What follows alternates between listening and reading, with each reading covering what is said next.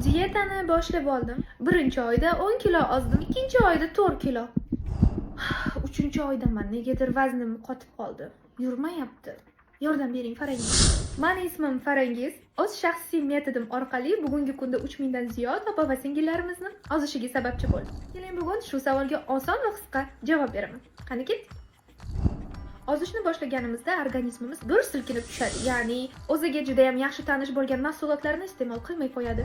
Kaloriyalar kamayishi mumkin, porsiyalar kamayishi mumkin. Albatta, start yurganda vazn juda ham tezlik bilan ketishni boshlaydi. Keyinchalik esa ozish jarayoni 2-3 oylarga o'tganda sekinlashishni boshlaydi.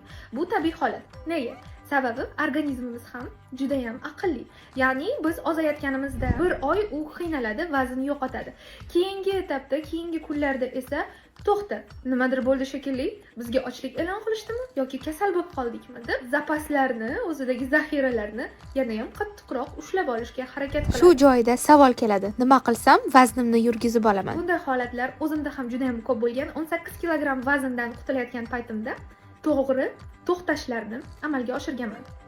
Va mana shu to'g'ri to'xtash jarayonida vazn ketishini yana ham yurgizib olganman. Правильное питание bo'lsin, xoh u keto diyeta bo'lsin, xoh intervalka bo'lsin, ora-orada to'xtab turishingizni maslahat beraman. Faqat bu to'xtashlar bayram bo'lib ketmasligi kerak. Ya'ni bu to'xtash jarayoni ham ozishga kirishini unutmagan holatda albatta. Yana ham ko'prog'i keyingi postlarda. Yurakcha bosib obuna bo'ling. Farangiz bilan hammasi oson.